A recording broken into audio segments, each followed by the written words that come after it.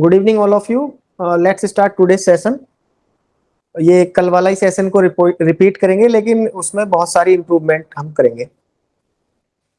सो सबसे पहले हम जिस चीज को सीखना चाह रहे हैं उसको हमें समझना होगा कि वो है क्या एक्चुअल में। तो हमारा फर्स्ट टॉपिक रहेगा what is stock market. Actual में व्हाट इज स्टॉक मार्केट। अगर हमें स्टॉक मार्केट ही समझ में नहीं आया तो हम इसकी लर्निंग नहीं समझ पाएंगे। तो यहाँ पे दो वर्ड से मिलके बना हुआ है, यानी कि एक मार्केट वर्ड है और एक स्टॉक वर्ड है। स्टॉक वर्ड की जगह मैं बार बार आपके लिए शेयर वर्ड भी यूज करूंगा। तो अगर शेयर वर्ड और स्टॉक वर्ड दोनों यूज हो रहे हैं तो वो सिनोनियम्स के पर्पज से हो रहे हैं। सबसे पहले हम लोग समझ लेते हैं कि मार्केट क्या होती है। तो मार्केट जैसे जनरल मार्केट है एक, कि अगर हम बात करें ग्रोसरी की मार्केट है या कार मार्केट है या कोई भी बाजार जो आसपास लगता है सब्जी का, उसमें आप क्या करते हैं, उसमें एक बायर होता है। ठीक है, ये मार्केट के कुछ फीचर्स होते हैं। एक सेलर होता है, एक प्रोडक्ट होता है और उसका एक प्राइस होता है। ये सारे चारों फैक्टर्स हर मार्केट के अंदर होते हैं। तो ये मार्केट के बेसिक फीचर्स हैं। ऐसा ही इस मार्केट के अंदर होता है। यहाँ पे सिर्फ प्रोडक्ट क्या है, शेयर है। उसके बायर्स भी होंगे, सेलर्स भी होंगे, उसका एक प्राइस भी होगा। और मैकेनिज्म जो है ये कोई फिजिकल नहीं है। ये आपको जो मार्केट मिलेगा ये इस तरीके से हम बना रहे हैं। यहाँ पे एक एनएससी है और एक बीएससी है यहाँ पे। और ये वर्चुअल मार्केट है, यानी कि ऑनलाइन मार्केट है। ये एनएससी लिमिटेड और बीएससी लिमिटेड दोनों एस्टेब्लिश्ड हैं मुंबई में। इंडिया के जो फाइनेंशियल कैपिटल माना जाता है, मुंबई के अंदर आपको ये दोनों फिजिकली इनके हेड ऑफिस मिल जाएंगे। लेकिन सारा कुछ ऑनलाइन काम चलता है, ऑनलाइन ट्रांजैक्शंस होती हैं। ये मार्केट है। अब इस मार्केट को कुछ देर के लिए हम पॉज कर देते हैं, इसके बारे में और अंडरस्टैंडिंग बाद में लगाएंगे। तो सबसे पहले हम लोग समझ लेते हैं कि ये शेयर क्या चीज है। और जब शेयर को समझ लेंगे तो उसके बाद हम लोग सीधे मार्केट पे आएंगे और दोनों को कंक्लूड करके एक अच्छा एनालिसिस करने के बाद हम समझ लेंगे कि स्टॉक मार्केट है क्या। तो यहाँ पे चलते हैं सीधा कि शेयर क्या चीज होती है। शेयर है क्या, ये जब इतना कुछ आप लोग सुनते हैं तो ये शेयर भला क्या है। शेयर मतलब हिस्सा। हिंदी में अगर हम बात करें तो टुकड़ा या हिस्सा किसी भी चीज का। इसको थोड़ा सा बैकग्राउंड में आपको पीछे की तरफ लेके चलता हूं और उस बैकग्राउंड में आप देख सकते हैं कि अगर इंडिया में आपको कोई बिजनेस स्टार्ट करना है, आप कोई बिजनेस स्टार्ट करना चाहते हैं, तो उसके लिए आपको आइडिया लाना है या कोई प्रोडक्ट डेवलप करना है। और प्रोडक्ट और आइडिया, आइडिया मतलब कोई सर्विस देना चाहते हैं आप, और प्रोडक्ट मतलब उस प्रोडक्ट को बना के सेल करना चाहते हैं या बना बनाया आप सेल करना चाहते हैं। तो आप इन बिजनेस को तीन तरीके से कर सकते हैं इंडिया के अंदर। पहला तरीका है आप एज एन इंडिविजुअल करें। इंडिविजुअल एक शॉप खोल लें या इंडिविजुअल आप सर्विस देना लगे। जैसे मैं अभी ट्यूटरशिप कर रहा हूँ, पढ़ा रहा हूँ, तो मैं एक इंडिविजुअल सर्विस दे रहा हूँ। दूसरा तरीका यह है कि मैं पार्टनरशिप कर लें आप किसी के साथ। कोई आपका फ्रेंड हो, उसका कोई आइडिया है या आपको कैपिटल की रिक्वायरमेंट है, तो यहाँ पे 1+1 के साथ हम जा सकते हैं। 1+मैनी भी जा सकते हैं। तो हम पार्टनरशिप के साथ जा सकते हैं और इसको हम एलएलपी भी बोलते हैं। दूसरा इसका फॉर्म है लिमिटेड लायबिलिटी पार्टनरशिप। ये हमारे कोर्स के पार्ट नहीं है, लेकिन आपको अंडरस्टैंडिंग करने के लिए इनको जानना जरूरी है। इसको बोला जाता है प्रोप्राइटरशिप, यानी कि आप प्रोप्राइटरशिप फर्म बना लें किसी भी नाम से, Shiva trader, Ram trader, Shyam traders, या आप पार्टनरशिप फर्म बना लें किसी भी नाम से, एबी पार्टनरशिप या एबी एसोसिएट्स करके। या थर्ड आपके पास कैटेगरी आती है कंपनी। आप एक कंपनी बना लें और उस कंपनी को रजिस्टर्ड करा लें आरओसी के यहाँ। जो हमारा पर्पज है इस क्लास को कवर करने का, उस क्लास के अंदर केवल ये वाला पार्ट कवर होगा, थर्ड वाला। यानी कि तीन तरीके हैं हमारे पास बिजनेस स्टार्ट करने के। पहला तरीका हम प्रोप्राइटरशिप से कर सकते हैं, दूसरा हम पार्टनरशिप से, और तीसरा हम एक कंपनी बना सकते हैं और उसको रजिस्ट्रार ऑफ कंपनी के यहाँ रजिस्टर्ड करा सकते हैं। मिनिस्ट्री ऑफ कॉर्पोरेट अफेयर्स के अंडर में ये आरओसी काम करता है। अब मान लो हमने कुछ नहीं किया, हमने कंपनी वाला एक बिजनेस चूज कर लिया। कि हम कंपनी बनाएंगे और आज आप अपने एक कंपनी बना लें, तो मैं आपके साथ साथ एक कंपनी बना लेता हूं यहाँ पे कि जैसे इस पेन को बनाने के लिए ये एक स्मार्ट पेन है और आजकल मार्केट में जो मैं आपको पढ़ा रहा हूँ वो स्मार्ट बोर्ड के थ्रू पढ़ा रहा हूँ, तो स्मार्ट पेन की डिमांड आने वाली है और मैंने HS प्राइवेट लिमिटेड बना ली और इस पेन का प्रोडक्शन स्टार्ट कर लिया। तो ऐसे ही अगर आपके पास कोई आइडिया है तो आप भी एक कंपनी बना लो, सभी लोग अपने नाम से जो भी है, तो आप अपनी वाइफ के साथ अपने पार्टनरशिप में बना सकते हैं, अपनी मदर के साथ, अपने फादर के साथ, अपने ब्रदर के साथ, अपने किसी भी रिलेटिव के साथ। तो मैंने और मेरे ब्रदर ने मिलके यहाँ पे HS प्राइवेट लिमिटेड बना ली, यानी कि आपको 2 पर्सन्स चाहिए, 2 इंडिविजुअल्स चाहिए या आर्टिफिशियल इंडिविजुअल्स चाहिए, 2 पर्सन आपको मिनिमम रिक्वायरमेंट है यहाँ पे प्राइवेट लिमिटेड से। मैंने इस पेन का बिजनेस स्टार्ट कर दिया। तो मेरा जो बिजनेस है वो है स्मार्ट पेन बनाना, manufacturing and selling of that, manufacturing plus selling, यानी कि मैं इसे बनाऊंगा भी और बेचूंगा भी खुद ही। और 2 लोग हैं, मैं और मेरा ब्रदर, तो दोनों भाइयों ने हमने HS प्राइवेट लिमिटेड बना ली है। ऐसे ही आप अपने पास एक आइडिया रख लें और कंपनी बना लें, आपको शेयर समझ में आ जाएगा। अब कोई भी बिजनेस जब हम करते हैं, ये जो बिजनेस मैंने स्टार्ट किया, इसके लिए मुझे क्या चाहिएगी, इसके लिए मुझे चाहिए कैपिटल। ठीक है, कैपिटल। कैपिटल क्यों बोल रहा हूं, मैं जब कभी कोई भी नया बिजनेस स्टार्ट करते हैं उसके अंदर जब हम पहला पैसा लगाते हैं, जो भी आपके पास मनी है उसको जब लगाते हैं तो उसको हम बोला जाता है कैपिटल, हिंदी में हम इसको बोलते हैं पूंजी। पानी सो यहाँ पे हमने इसमें एक कैपिटल लगाई और कैपिटल जो हमने लगाई वो 1 लाख रुपए शुरुआत में हमने इसके अंदर इंट्रोड्यूस कर दिए। जो 1 लाख रुपए इंट्रोड्यूस किए उसको हम लोग कैपिटल बोलेंगे। अब 1 लाख रुपए का कैपिटल लगा के मैंने पेन का बिजनेस स्टार्ट किया। एक पेज देना भी।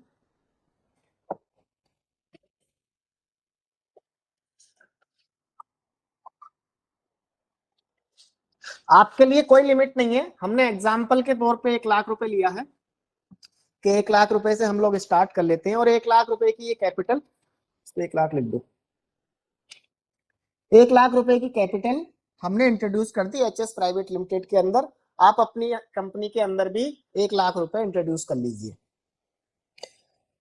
अब 1 लाख रुपए का जो मैकेनिज्म है, जब आप कंपनी बनाते हैं तो उसके टुकड़े करने होते हैं आपको। जैसे हम लोग 2 हैं तो हम या तो 2 टुकड़े कर लें इसके 50-50 हजार रुपए के, ठीक है, या हम 100 टुकड़े कर लें या हम 10,000 टुकड़े कर लें। तो हमने कुछ नहीं किया, हमने इस 1 लाख रुपए की कैपिटल के 10,000 टुकड़े कर दिए इस तरीके से। और एक एक टुकड़ा जो है हमारा, हमने कुछ नहीं किया, इसके 10,000 टुकड़े कर दिए और इसका 10,000 टुकड़े, ये टुकड़े कर दिए हमने यहाँ पे, और 10,000 टुकड़े अपने ऑफिस में फाइल बनाकर रख दिए। और इन्हीं टुकड़ों को हम बोलते हैं शेयर। ये शेयर्स होते हैं कंपनी के 10,000। अब एक टुकड़ा कितने रुपए का हुआ, जब पूरी कैपिटल 1 लाख रुपए है और 10,000 टुकड़े कर दिए तो मैंने 10 रुपए का एक टुकड़ा हुआ। इस 10 रुपए को मैं क्या बोलूंगा, फेस वैल्यू। इसका ध्यान रखना, ये बहुत ज्यादा इंपॉर्टेंट है। जब बैलेंस शीट हम लोग पढ़ेंगे फंडामेंटल एनालिसिस के अंदर तो आपको क्वेरी आएगी, और उस समय अगर ये क्वेरी आती है तो ये समझ लेना कि आपने ये चीज को बहुत ध्यान से नहीं सुन रहे हैं। आप कोई भी क्वेरी हो तो आप नोट कर लो, हैंड रेज कर सकते हो और मैं आप उसका आंसर मैं आपको जरूर दूंगा। तो ये 10 रुपए को हम क्या बोलेंगे अभी के लिए, फेस वैल्यू। इसकी फुल फॉर्म लिख सकते हो, फेस वैल्यू। ये फेस वैल्यू होती है, फेस पे दिखेगी उस टुकड़े का, यानी कि ये जो एक टुकड़ा है यहां से वो 10 रुपए लिखा होगा उसके ऊपर, तो इसलिए उसको फेस वैल्यू बोलते हैं। उसके चेहरे पर, उसके फ्रंट पे 10 रुपए लिखे होंगे, एक 10 रुपए का टुकड़ा है, तो हमने 10,000 शेयर के साथ ये 1 लाख रुपए की कैपिटल से एक बिजनेस स्टार्ट कर दिया। तो अब आपको समझ में आया कि इस कंपनी के अंदर जो भी ये टुकड़े हैं वो सारे शेयर्स हैं। तो अब आपके दिमाग में क्वेश्चन रेज हो सकता है कि क्या हमारी HS प्राइवेट लिमिटेड, वो जो मार्केट है, ये जो मार्केट थी हमारी NSE और BSE जो हमने पहले लिखा था यहाँ पे। तो क्या इस मार्केट में ये कंपनी अपनी दुकान खोल सकती है शेयर बेचने की? ऐसा नहीं है, ऐसा नहीं खोल सकती। अभी हम इसके बारे में चर्चा करेंगे कि ये एक लेंदी प्रोसेस है यहां तक पहुंचने के लिए। इस मार्केट के अंदर आपकी रिस्ट्रिक्शन है, हर कोई कंपनी जाके इसमें अपना शेयर को नहीं बेच सकती, यानी कि अपनी दुकान नहीं लगा सकती, उसको बोलते हैं लिस्टेड नहीं कर सकती। इसके लिए कुछ रिस्ट्रिक्शंस हैं। और इसमें हर बंदा, यानी जैसे हमारी अगर आज की पब्लिक माने 130 करोड़ इंडियंस हैं, क्या सभी इस मार्केट में एंटर हो सकते हैं? नहीं, इसमें भी कुछ रिस्ट्रिक्शंस हैं, उनको बोलते हैं, आगे चर्चा करेंगे, उनको डीमैट अकाउंट होल्डर्स बोलते हैं। तो कुछ ही लोग हैं, अभी इंडिया में 8 करोड़ लोगों ने ही अपना डीमैट अकाउंट खुलवाया है, वही इसके अंदर केवल एंटर कर सकते हैं। यानी कि रिस्ट्रिक्शंस हैं, हर कोई आदमी इसके अंदर नहीं जा सकता, हर कोई पर्सन नहीं जा सकता, हर कोई इंडियन सिटीजन नहीं जा सकता, और हर कोई अपनी कंपनी को लिस्ट नहीं कर सकता। तो यहाँ पे हमने इसको देख लिया कि हमने जो शेयर्स थे वो कंपनी के स्टार्ट की। तो अब हम इस पर्टिकुलर मार्केट के अंदर कैसे पहुंचेंगे? हम फर्स्ट ईयर, अब आप इसकी जर्नी तय होगी, यहां से जर्नी स्टार्ट होती है इस कंपनी की। मान लो जब फर्स्ट ईयर का एंड हुआ कंपनी का, तो ये फर्स्ट ईयर हुआ, आप इस तरीके से जर्नी लिख लें। यहाँ पे सेकेंड ईयर हुआ, ठीक है, यहाँ पे थर्ड ईयर हुआ, यहाँ पे फोर्थ ईयर हुआ, और यहाँ पे फिफ्थ ईयर हुआ। तो ये जर्नी स्टार्ट हुई, एचएस प्राइवेट लिमिटेड बनी यहाँ पे, और उसने 10,000 टुकड़ों के साथ, 10,000 टुकड़े में बार बार वर्ड यूज कर रहा हूं, आप ध्यान रखना, 10,000 शेयर्स के साथ एक शेयर का फेस वैल्यू 10 रुपए और 1 लाख रुपए की कैपिटल से बिजनेस स्टार्ट कर दिया। बिजनेस क्या है? स्मार्ट पेन बनाने का बिजनेस, ठीक है। ये बिजनेस स्टार्ट कर दिया दो ब्रदर्स ने, मैंने और मेरे भाई ने मिलकर यहाँ पे स्टार्ट कर दिया ये बिजनेस। अब हम जब 1 साल का एंड हुआ तो हमें ये कंपनी के अच्छे रेस्पॉन्स मिले और स्मार्ट पेन की बहुत ज्यादा डिमांड आई, स्पेशली हमारी क्वालिटी को काफी पसंद किया गया। तो अब हमें एक्सपेंशन करना है। जब हम एक्सपेंशन करते हैं तो कैसे? एक्सपेंशन के लिए आपको फैक्ट्री अलग लगानी पड़ेगी, पैसा चाहिए। तो जब आप एक्सपेंशन करते हैं तो आपके पास फंड के कितने फॉर्म होते हैं? या तो आप रिलेटिव के पास जाओगे जो कि आपको पैसा दे दें उधार में, या रिलेटिव से चले जाएंगे, यहां लिख लेते हैं रिलेटिव हो गए हमारे, या दूसरा आपके पास लोन की अपॉर्चुनिटी है, बैंक से आप लोन ले सकते हैं, या तीसरा आप जो आपके रिलेटिव हैं, फ्रेंड हैं, उनको एज एन इन्वेस्टर अपनी कंपनी में आप इंट्रोड्यूस कर सकते हैं। अब मान लो आपको रिस्क क्या है, यहाँ रिलेटिव को उधार पैसा लिया वो वापस करना है, तो हमने ये कट कर दिया। हम ऐसा रिस्क नहीं लेना चाहते कि भाई उधार का पैसा है, कल को बिजनेस चले या ना चले तो नुकसान हो सकता है। ऐसा ही बैंक लोन में, बैंक लोन की हमारी इतनी अभी कैपेसिटी नहीं हुई, इतना भी अच्छा बिजनेस नहीं हुआ कि बैंक हमें अच्छे रेट्स पर लोन दे दें, और बैंक को भी वापस करना होता है। तो हमने कुछ क्या किया, हमने और लोग इसके अंदर पार्टनर बना लिए, उनको इन्वेस्टर बनाया था, इन्वेस्टर बना लिए। और इन्वेस्टर बनाने के लिए हमने क्या किया, हमने उनको हमारे पास 50 लोगों का 50 लोग इन्वेस्टर बने, और उन्होंने यहाँ पे हमें 50 लोगों ने अप्रोच किया। हमने उन्हें क्या किया, सिंपल 10,000 शेयर और दे दिए, 10,000 टुकड़े अपनी कंपनी से और इशू कर दिए। आप इशू कर सकते हैं एज ए कंपनी, आप कितनी भी कैपिटल इशू कर सकते हैं, उसके कुछ प्रोसीजरल एस्पेक्ट है, लेकिन वो बहुत आसान है, ऐसा नहीं कि आपको बहुत मुश्किल होगी। तो आपने 10,000 नए शेयर्स और इशू कर दिए यहाँ पे इन 50 लोगों को, ठीक है। अब आपके कितने हो गए, और वो भी मान लो आपने पहले 10 रुपए की फेस वैल्यू से किए थे, तो 10 रुपए की तो फेस वैल्यू हो गई, और प्लस 10 रुपए उनको प्रीमियम ले लिया उनसे, उनको 20 रुपए के हिसाब से वो शेयर इशू किए, क्योंकि हमारी कंपनी की थोड़ी रेपुटेशन मार्केट में आई है। तो 10 रुपए पे तो नहीं करेंगे जो हमने अपने लिए किए थे, हम महंगाई करेंगे, तो हमने 20 रुपए पे इनको वैल्यूएशन, इन्होंने हमारे शेयर की 20 रुपए लगाई, 20 रुपए पर शेयर। तो हमने 10,000 शेयर 10 रुपए की फेस वैल्यू वाले 20 रुपए पे इनको बेच दिए। इन्होंने खुशी खुशी हमसे ये शेयर ले लिए, और हमारे पास 2 लाख रुपए की कैपिटल और आ गई। ठीक है, 20 रुपए का शेयर। तो अब कंपनी के पास फंड हो गए, कंपनी और आगे बढ़ी, कंपनी ने फिर नए इन्वेस्टर्स चूज किए, यहाँ पे कंपनी को और यहाँ पे 50 इन्वेस्टर मिल गए, फिर यहाँ पे 4th ईयर में फिर कंपनी को 100 इन्वेस्टर और मिल गए, और जैसे ही ये 100 इन्वेस्टर हुए, 100 यहाँ पे मिले, 50 यहाँ पे, 50 यहाँ पे, 200 प्लस 2 हम पहले थे, तो कितने इन्वेस्टर हो गए? 202 इन्वेस्टर, 202 शेयर होल्डर्स उन टुकड़ों के। तो हमने यहाँ पे 10,000 टुकड़े और बांट दिए इनको, 50 को, और फिर 10,000 यहाँ पे नए इशू कर दिए। अब अपनी कंपनी के पास 202 शेयर होल्डर्स हैं इंडिविजुअल, और कैपिटल कितनी है? 10,000 ये शेयर्स हैं, 10,000 ये शेयर्स हैं यहाँ पे, और 10,000 ये हैं, और 10,000 ये हैं। तो टोटल शेयर कितने हुए 4 साल में? 40,000 शेयर्स। और 40,000 शेयर्स किसके पास है? 202 इंडिविजुअल्स के पास है। अब कंपनी एक्ट में एक क्लोज है कि अगर आपने 200 से ऊपर शेयर होल्डर कर लिए तो आपकी कंपनी पब्लिक लिमिटेड मानी जाती है, ना कि आपकी प्राइवेट लिमिटेड। ये कोई प्राइवेट अफेयर नहीं रहा, ये पब्लिक का अफेयर हो गया। माना कब जाएगा? जब 200 से जैसे ही कूद जाएंगे, जो मतलब जैसे ही हम जंप करेंगे 200 को, तो वैसे ही हमारी कंपनी पब्लिक लिमिटेड बन जाएगी। अब ये कंपनी 4th ईयर एंड में पब्लिक लिमिटेड बन गई। अब इस कंपनी का नामकरण चेंज होगा। इस कंपनी का नाम क्या होगा नया? इस कंपनी का नाम नया हो जाएगा यहाँ पे HS लिमिटेड। प्राइवेट लिमिटेड इसके आगे से हट जाएगा वर्ड, ठीक है, HS लिमिटेड हो गया, और प्राइवेट लिमिटेड ना वर्ड हट गया वहां से।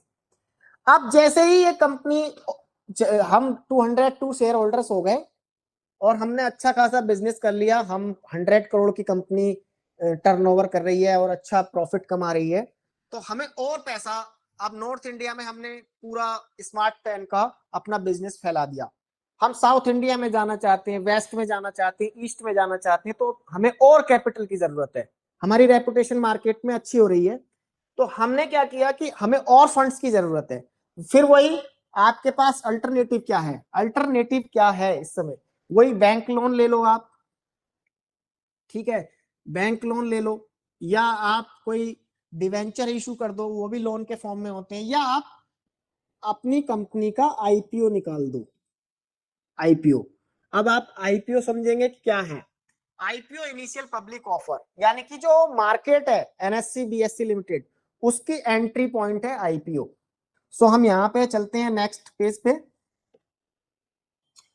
सो हम 5th ईयर में हैं, और अब हम एक पब्लिक लिमिटेड कंपनी है। पब्लिक लिमिटेड कंपनी है क्योंकि हमारे पास 202 शेयर होल्डर्स हैं। अब हमारी कंपनी को और एक्सपेंड करना है, तो हमने क्या डिसाइड किया कि भाई हम पब्लिक एट लार्ज अपना पैसा लोगों से मांगते हैं, अपने शेयर को इशू करते हैं, अच्छी खासी रेपुटेशन है।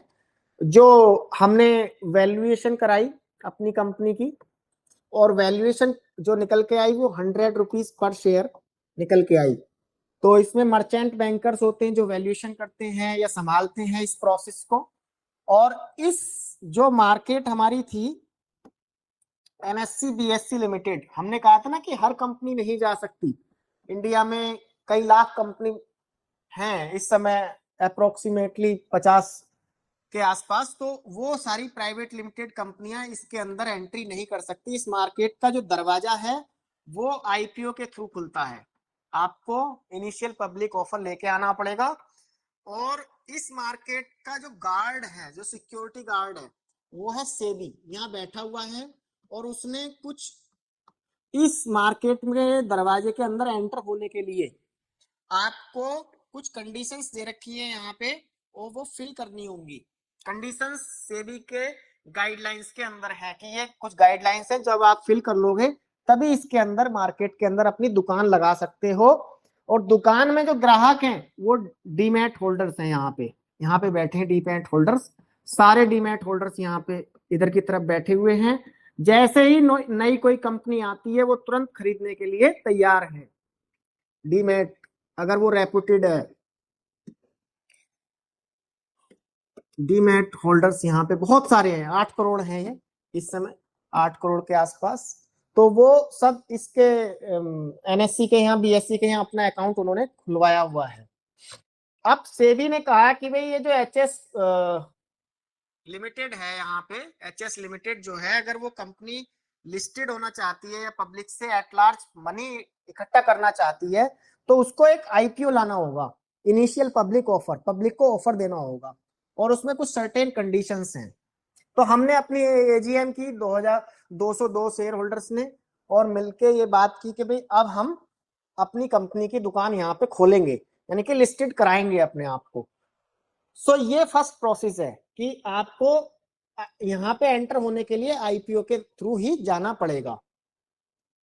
अब आपने क्या किया, वैल्यूएशन कराई अपनी कंपनी की, मर्चेंट बैंकर को हायर किया, और आपने कुछ सर्टेन फाइनेंशियल कंडीशंस हैं, मान लो यहाँ पे एग्जांपल के तौर पे 100 करोड़ की टर्नओवर होनी चाहिए, इतना फंड होना चाहिए, इतना आपकी खुद की कैपिटल होनी चाहिए, बहुत सारी कैपिटल है। लेकिन हम रेपुटेड कंपनी है, 5 साल पुरानी कंपनी है, तो हमें सेबी ने क्या किया, अप्रूवल दे दिया कि भाई आपको अप्रूवल है, आप इस मार्केट में एंटर हो सकते हैं, यानी कि सिक्योरिटी गार्ड ने अपना दरवाजा खोल दिया कि आप जाओ इस मार्केट के अंदर।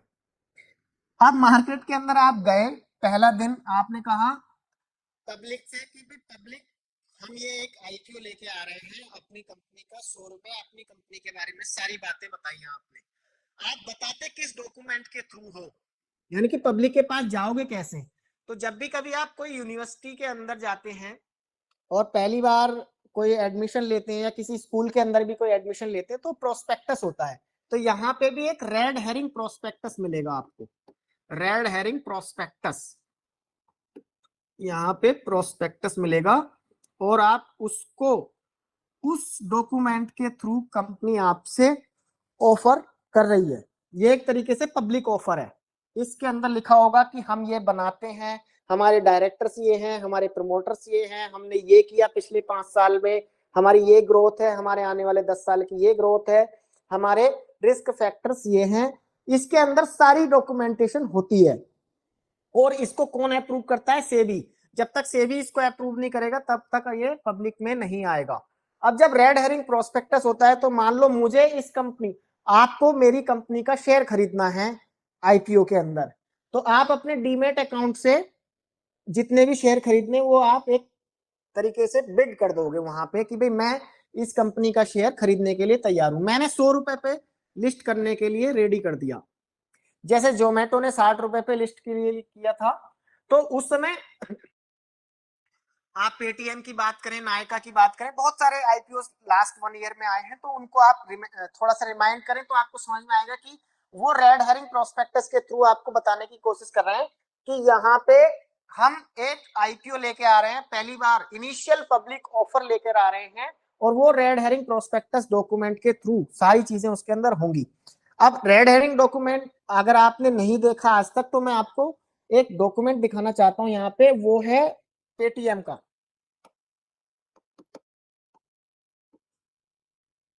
सो इस पे चलते हैं हम लोग। ये पेटीएम का डॉक्यूमेंटेशन है, तो यहाँ पे जो चीज देखनी है आज के बाद आपको, ठीक है, एनएससी के जाके सेबी के ऊपर से मैंने ये डाउनलोड किया है, जुलाई 2021 में आया था। सो इसका जो आप जाके अगर फर्स्ट पेज देखोगे, जो चीज इंपॉर्टेंट है वो मैं आपको यहाँ पे बता देता हूँ।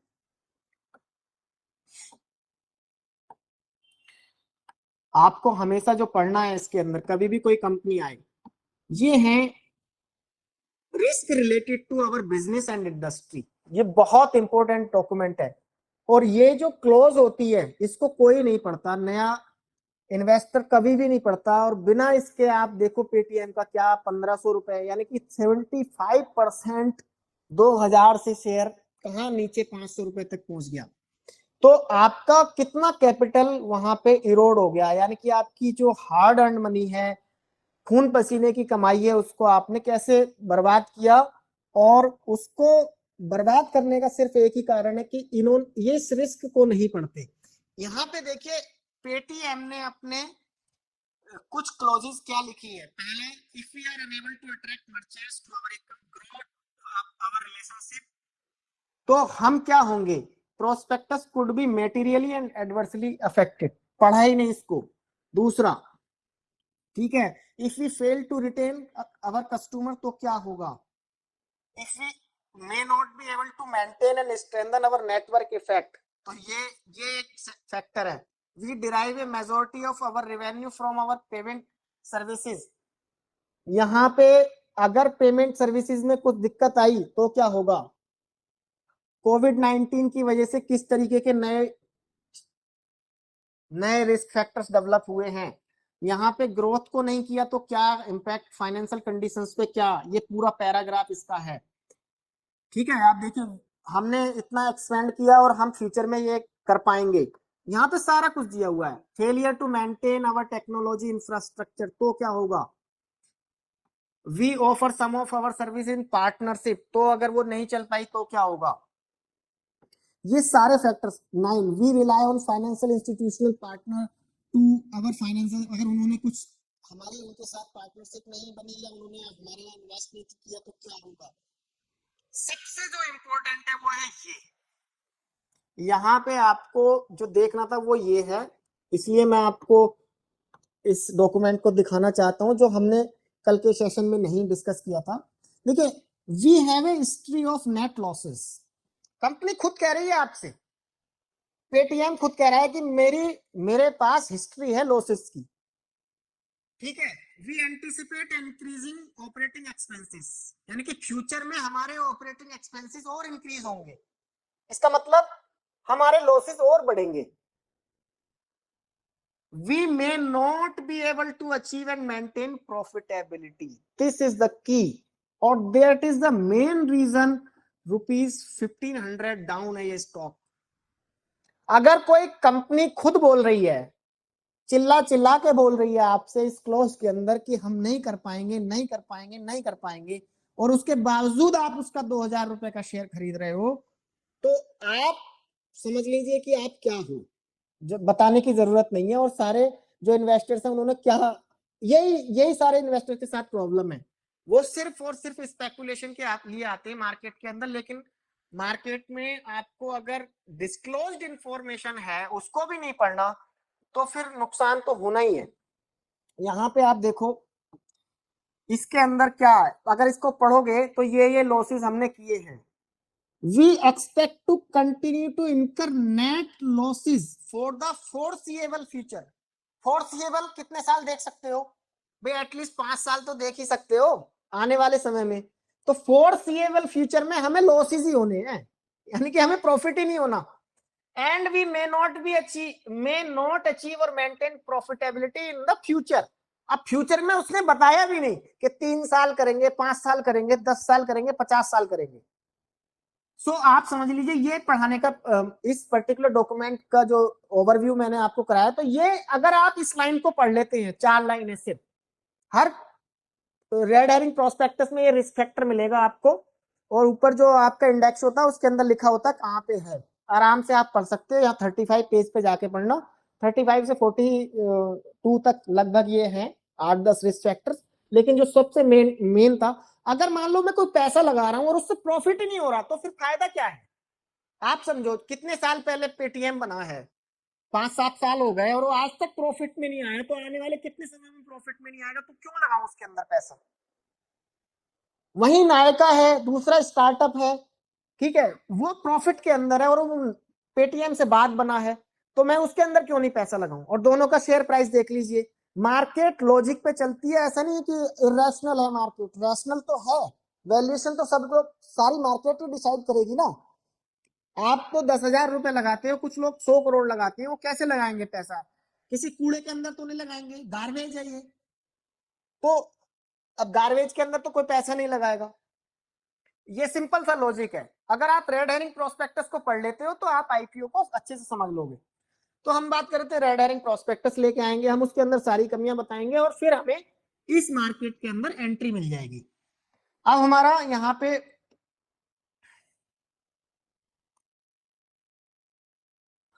मान लो हमें ये एनएससी बीएससी लिमिटेड के अंदर एंट्री मिल गई।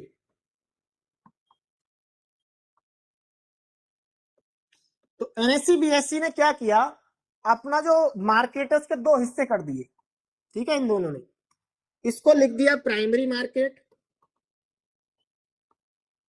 और इसको लिख दिया सेकेंडरी मार्केट। ठीक है, दुकानों के दो हिस्से कर दिए आपकी दुकान के, एक तरफ दुकानें जो नई आई हैं और एक तरफ जो पुरानी दुकानें चल रही हैं। तो जो नई दुकानें हैं वो प्राइमरी दुकानें हैं और जो दूसरी दुकानें हैं वो सेकेंडरी दुकानें हैं। प्राइमरी दुकानों में क्या होता है, जब आप पहली बार आईपीओ करते हो, मतलब आईपीओ की जो एंट्री होगी वो यहाँ इस वाली दुकान के अंदर होगी, यहाँ नहीं जा सकते डायरेक्टली आप, यानी कि आपको प्राइमरी मार्केट के अंदर ही आईपीओ की एंट्री मिलेगी। और यहाँ पे क्या होगा, यहाँ पे सिर्फ आप अपना शेयर जाके ऑफर करके लिस्ट करोगे पहली बार, वहां पे आप भर दोगे और वहां पे जो कस्टमर्स हैं वो सिर्फ बाई करेंगे, उसे बाई करेंगे। यहाँ पे मैंने बाई कर लिया, मैंने बिड लगाई, मैंने उसको खरीद लिया, एक तरीके से बाई नहीं करते, बिड लगा लेते हैं और वो आपके डीमेट अकाउंट के अंदर आ जाएंगे। अब ये जितने डीमेट होल्डर्स हैं इनके अकाउंट में, इनका जो डीमेट अकाउंट है, जैसे बैंक अकाउंट होता है ऐसे डीमेट अकाउंट होता है, उसके अंदर ये चले गए, उनके अंदर शेयर्स भर गए। तो डीमेट अकाउंट क्या होता है इसके बारे में बाद में चर्चा करेंगे, लेकिन आप ये समझ लीजिए जैसे सेविंग अकाउंट है आपका, उसके अंदर पैसे आ गए कहीं से आपने, ऐसे ही आपके शेयर आ गए, वर्चुअली आपको दिखाई देंगे कि मेरे पास इसके 50 शेयर 100 शेयर पड़े हुए हैं। प्राइमरी मार्केट में आपका ये हो गया। अब मान लो मुझे लगा कि 100 रुपए का लिस्टेड हुआ हमारा शेयर और हमारी कंपनी की अच्छी रेपुटेशन है एचएस लिमिटेड की। अब यहां से जब ये शेयर लिस्ट हो गए तो ये कुछ दिन बाद, 5 दिन बाद 7 दिन बाद पहले से डिसाइड होगा कि ये सेकेंडरी मार्केट के अंदर हमें दुकान मिल जाएगी, ये दुकान हमारी बंद हो जाएगी और एक नई दुकान मिलेगी हमें यहाँ पे सेकेंडरी मार्केट के अंदर। यहाँ पे इस दुकान में क्या होगा, कंपनी का कोई रोल नहीं है, कंपनी ने यहाँ पे दुकान में डाला अपना सामान और अपना पैसा लिया और चले गए, बिजनेस कर रहे हैं अब वो, यानी कि एचएस लिमिटेड कुछ नहीं करेगी सेकेंडरी मार्केट में, वो तो प्राइमरी मार्केट में अपना शेयर जो टुकड़े थे नए शेयर्स थे वो दिए और अपने चले गए वहां से। तो मान लो हमने 1 करोड़ शेयर यहाँ पे बेच दिए 100 रुपए के हिसाब से, तो अपनी 100 करोड़ कैपिटल उठा ली अपनी यहाँ से मार्केट से 100 करोड़, और एचएस लिमिटेड अपना बिजनेस पे ध्यान दे रही है, ठीक, बिजनेस चला रही है पेन का, तो अपना बिजनेस कर रही है आराम से।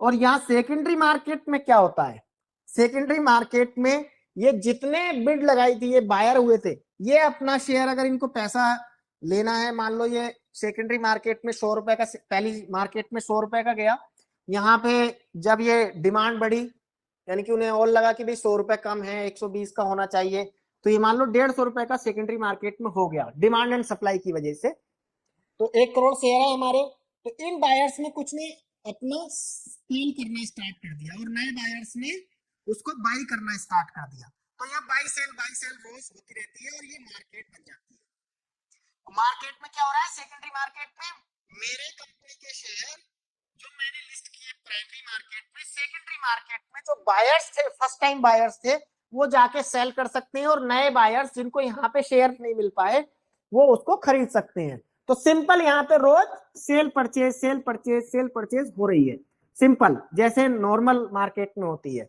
मैं बिड लगाना चाहूं जाके यहाँ पे तो मैं भी खरीद सकता हूँ अपनी कंपनी के शेयर, आप भी खरीद सकते हो, कोई भी खरीद सकता है जो डीमैट अकाउंट होल्डर्स हैं।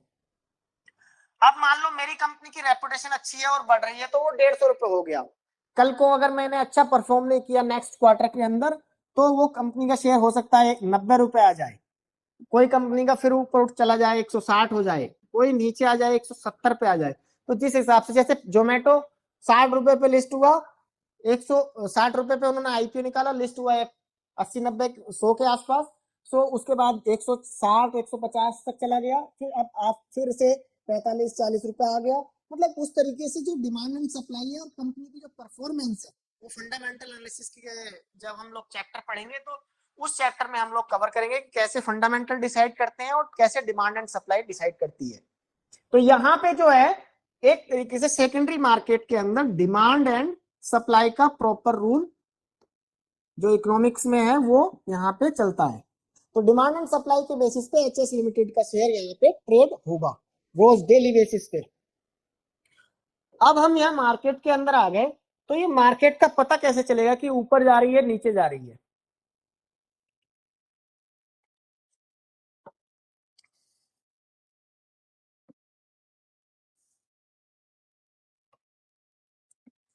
सो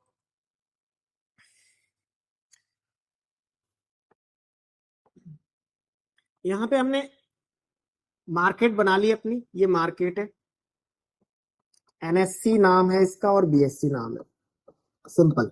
ये मार्केट हमारी, और इसको हम बोलते हैं शेयर मार्केट, क्योंकि शेयर जो हमारे थे टुकड़े वो यहाँ से लिस्ट हो गए आईपीओ के थ्रू, और यहाँ पे रोज सेल परचेज हो रही है। लेकिन देखिए इसको कैसे पता करें कि मार्केट आज ऊपर गई नीचे गई, यानी कि इसका आपको कोई ना कोई तरीका निकालना पड़ेगा कि मार्केट ऊपर जा रही है, क्या हो रहा है मार्केट के अंदर। एक क्यूरोसिटी रहेगी सारे इन्वेस्टर्स के अंदर जो लोग हैं, तो इसके लिए जो है कोई भी मार्केट को एक इंडेक्स दे दिया जाता है कि भाई इंडेक्स है। इंडेक्स मतलब रिफ्लेक्शन है, एक तरीके से मार्केट का मैनिफेस्टेशन है। तो यहाँ पे जो इंडेक्स एनएससी का इंडेक्स है उसका नाम दिएगा निफ्टी, ठीक है, ये बना निफ्टी और 50 से मिला के। और बीएससी का जो इंडेक्स है उसका नाम दिया गया सेंसेक्स, इसका नाम दिया गया सेंसिटिविटी इंडेक्स, यानी कि मार्केट की सेंसिटिविटी को बताता है ये इंडेक्स। तो बीएससी दूसरा मार्केट है और एनएससी एक मार्केट है, शेयर के दोनों ही हिस्से हैं। इनको बोला क्या जाता है? एक्सचेंज, ठीक है, इनको एक्सचेंज बोला जाता है, मार्केट नहीं बोला जाता। ये एक्सचेंज है, इनके ऊपर हमारी कंपनी की एक दुकान लगी हुई है, लिस्टेड कंपनी है, हर शेयर को एक यूनिक नंबर दिया हुआ है। और इनका हम पता कैसे करें? जैसे कि अभी निफ्टी का जो इंडेक्स है वो 17,397 चल रहा है, ठीक है, तो इंडेक्स का एक वैल्यूएशन दे दी जाती है डेली बेसिस पे। अगर कंपनीज के शेयर्स ऊपर की तरफ जा रहे हैं तो ये ऊपर की तरफ चला जाएगा, कंपनीज के शेयर का प्राइस नीचे की तरफ जा रहा है तो ये नीचे की तरफ आ जाएगा। लेकिन क्या जो सारी कंपनियों की दुकान है उनके बेसिस पे इसकी कैलकुलेशन की जाती है? ऐसा नहीं है, केवल यहाँ पे 50 कंपनीज को, टॉप 50 कंपनीज जो लिस्टेड हैं स्टॉक मार्केट पे, करीब यहाँ 1600 के आसपास लिस्टेड है और यहाँ पे 5000 के आसपास लिस्टेड है। नियर बाई है, ये एग्जैक्ट नहीं है नंबर।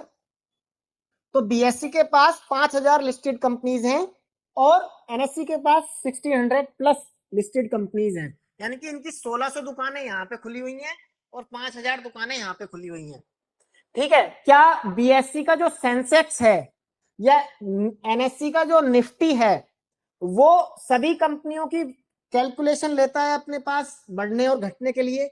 ऐसा नहीं है, केवल वो 50 टॉप 50 कंपनीज की कैलकुलेशन लेता है। जो टॉप 50 कंपनीज है वो स्टैटिक भी नहीं है, वो हर 3 मंथ और 6 मंथ में चेंज होती रहती है। तो जब भी जो इस समय 50 कंपनी टॉप की लिस्टेड हैं, उनकी जो भी शेयर की प्राइस का मूवमेंट होगी उसके हिसाब से इस पर्टिकुलर निफ्टी इंडेक्स के पास सिचुएशन डेवलप होगी, यानी कि ये ग्रीन में जाएगा या माइनस में जाएगा या प्लस में जाएगा, ये डिपेंड करेगा इन 50 शेयर के प्राइस पर। अगर इनमें से कुछ बढ़ते हैं और कुछ घटते हैं और ओवरऑल ये बढ़ जाते हैं तो ये ऊपर की तरफ चला जाएगा, और ओवरऑल ये घट जाते हैं तो ये नीचे की तरफ चला जाएगा। तो इस तरीके से हम इस मार्केट का रिफ्लेक्शन देखते हैं कि आज मार्केट के अंदर क्या हुआ, मार्केट ऊपर जा रही है नीचे जा रही है। अच्छा, ऐसा क्यों कि टॉप 50 कंपनीज को लिया जाए? देखिए, अगर बढ़िया कंपनी के अंदर सेल ऑफ आ रही है इसलिए टॉप 50 कंपनी को लिया जाता है। अगर बढ़िया कंपनी जो टॉप क्लास है, टॉप मतलब मार्केट कैप उसका सबसे हाईएस्ट है, जैसे रिलायंस है, रिलायंस जो है 14 लाख करोड़ की कंपनी है, टीसीएस भी उतना ही लगभग है, 1-2 लाख करोड़ नीचे। तो अगर उन कंपनीज के अंदर सेल ऑफ आ रहा है तो जो छोटी छोटी कंपनीज हैं उनके अंदर तो सेल ऑफ आएगा ही, यानी कि ये एक तरीके से हमें ये बताता है कि मार्केट के जो सेंटीमेंट्स हैं इस समय वो किस तरीके के हैं। लोग बायर्स ज्यादा हैं मार्केट के अंदर या सेलर्स ज्यादा हैं? बायर्स और सेलर्स कौन?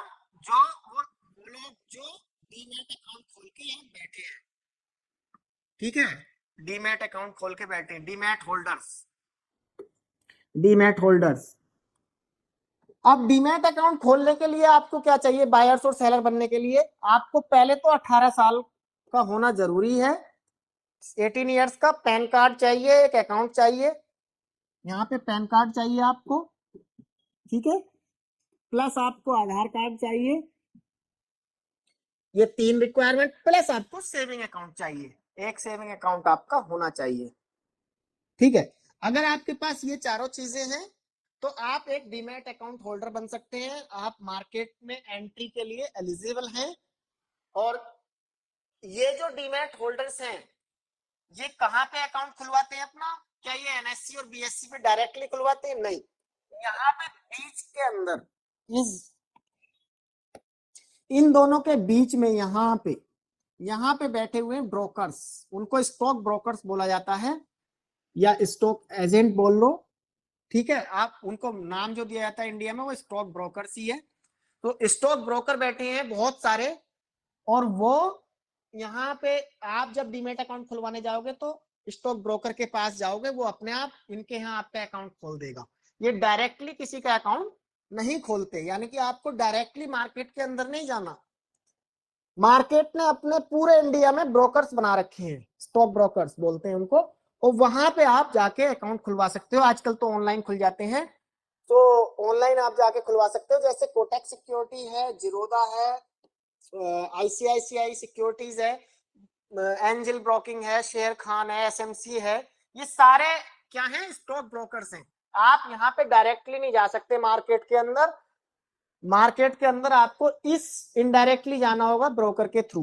ब्रोकर के यहाँ आप अपना अकाउंट खुलवाओगे, बहुत सिंपल प्रोसेस से विद इन 24 आवर्स आपका अकाउंट खुल जाता है आजकल ऑनलाइन, बहुत आसान है ये। तो अभी ये 8 करोड़ के आसपास डीमेट अकाउंट होल्डर्स है। एक बंदा कितने भी डीमेट अकाउंट खोल सकता है, कोई लिमिट नहीं है, ऐसा नहीं कि एक ही लिमिट है। तो ये 8 करोड़ इंडिविजुअल नहीं है, मान लो हो सकता है मेरे 4 अकाउंट हो तो ये करीब 2 करोड़ ही लोग हो इंडिया में जो केवल स्टॉक मार्केट में अभी एलिजिबल हैं ट्रेडिंग करने के लिए। तो एलिजिबिलिटी आपका क्राइटेरिया सिंपल है, आप 18 साल के होने चाहिए, पैन कार्ड प्लस आपके पास आधार और एक सेविंग अकाउंट होना चाहिए, तो आप अपना डीमैट अकाउंट खोल लेते हैं। और ये जितना जल्दी खुल जाए उतना ठीक है। अगर आपका बच्चा है 12th पास है या आपका ब्रदर है तो आप उसको डीमैट अकाउंट खोल के दे, क्योंकि फाइनेंशियल लिटरेसी इंडिया में कम है और वो बहुत जल्दी एंट्री करनी चाहिए स्टॉक मार्केट के अंदर।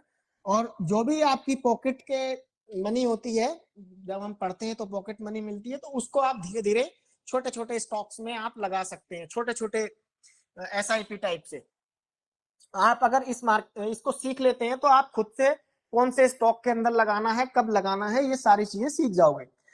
सो यहाँ पे एनएससी बीएससी के अंदर ये डीमैट अकाउंट होल्डर्स जो हैं बायर और सेलर हो जाते हैं और मार्केट के सेंटीमेंट को डिसाइड करते हैं, और मार्केट उस सेंटीमेंट को रिफ्लेक्ट करती है थ्रू अपना एक इंडेक्स। उस इंडेक्स को हम बोलते हैं एनएससी के केस में निफ्टी और बीएससी के केस में सेंसेक्स। तो आप सुनते हैं न्यूज में कि आज सेंसेक्स बाजार उछलकर 60,000 पर बंद हुआ, 58,000 पर बंद हुआ। निफ्टी ने एक लंबी छलांग लगाई है, नीचे की तरफ गया और वो करीब 17,397 पे बंद हुआ। मार्केट का जो टाइमिंग है, क्या मार्केट 24 घंटे चलती है? नहीं, मार्केट सुबह 9 बजे खुलती है और 3:30 बजे क्लोज हो जाती है। और यार ये मंडे टू फ्राइडे रहती है, और जो पब्लिक हॉलीडेज हैं उनमें से भी रिस्ट्रिक्टेड हॉलीडेज हैं इनके, तो ये उन्हीं डेज पे चलती है।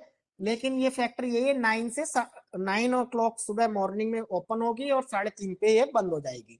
तो मार्केट का time Monday to Friday, Saturday Sunday free हो, सैटरडे संडे आप एनालिसिस करो, 9 to 3:30 आप मार्केट में प्ले कर सकते हो इंट्राडे अगर आप करना चाहते हो।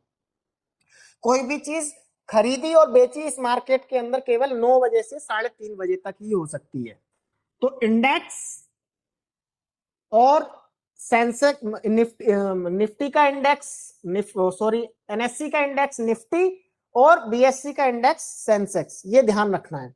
अब इसमें ब्रॉड इंडाइसिस कौन सा हुआ?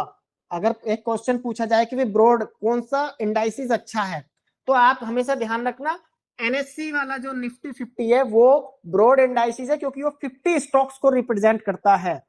सेंसेक्स केवल यहाँ पे 30 स्टॉक्स को रिप्रेजेंट करता है, तो ये छोटा इंडाइसिस है। कंपनियां ज्यादा लिस्टेड किस पे है? क्वेश्चन 1, क्योंकि मैं क्वेश्चन जो सब्जेक्ट का आपका नेक्स्ट वीक के बाद जो एक टेस्ट होगा, उसके अंदर ये क्वेश्चंस पूछे जाएंगे आपसे कि मार्केट क्या है, बीएससी क्या है, बीएससी में कितनी कंपनियां हैं, ये मैं टेस्ट लूंगा आपका। उसके अंदर आप ये बताएंगे कि कैसे कितनी कंपनियां बीएससी में सेंसेक्स के अंदर आती हैं। तो 30 कंपनियां आती हैं, यहाँ पे 50 आती हैं, और उसका जो निफ्टी है और उसका सेंसेक्स है एक इंडेक्स जो बताता है मार्केट को। तो अगर हम आज का सेशन यहाँ पे कंक्लूड करें,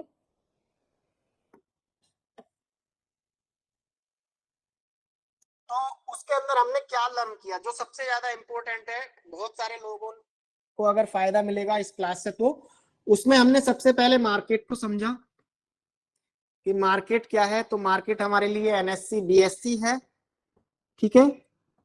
फिर हमने शेयर्स को समझा कि शेयर्स क्या है। तो हमारे लिए जो मैंने आपको टुकड़े बताए थे, किसी भी कैपिटल का कंट्रीब्यूशन जो होता है आपका, ठीक है, कैपिटल का हिस्सा, कैपिटल का टुकड़ा, वो उसको हम शेयर बोलते हैं, ठीक। तीसरी चीज हमने यहाँ पे सीखा कि अगर हमें इस मार्केट के अंदर एंट्री करनी है तो कैसे करेंगे, हम आईपीओ के थ्रू करेंगे। आईपीओ कैसे आता है, आईपीओ में सेबी की कुछ गाइडलाइंस हैं, उनको फॉलो करना पड़ेगा, तभी हम इस मार्केट के अंदर एंटर हो पाएंगे। और आईपीओ में हमारे लिए सबसे इंपॉर्टेंट डॉक्यूमेंट क्या है, सबसे इंपॉर्टेंट डॉक्यूमेंट है रेड हेरिंग प्रोस्पेक्टस। हमें हर आईपीओ में अगर खुद से इंडिपेंडेंटली पता करना है कि ये कंपनी अच्छी है या खराब है, तो हम रेड हेरिंग प्रोस्पेक्टस के थ्रू पता कर सकते हैं। इसके अंदर सब कुछ होता है लिखा हुआ कि प्रमोटर्स कौन है, डायरेक्टर्स कौन है, कंपनी ने क्या किया, हम क्या कर सकते हैं, हमारे रिस्क क्या है, रिटर्न्स क्या है, आने वाले समय में हमारी ग्रोथ के प्रोस्पेक्टस क्या है। तो ये सारी चीजें हमें इसमें पता चलती हैं। फिर उसके बाद हमने मार्केट के इंडेक्सेस देखे कि मार्केट को कैसे पता करा जा सकता है कि उसका मूड क्या चल रहा है। तो मार्केट के इंडेक्सेस निफ्टी और 50, निफ्टी 50 बोलते हैं इसको, और इसको सेंसेक्स बोलते हैं।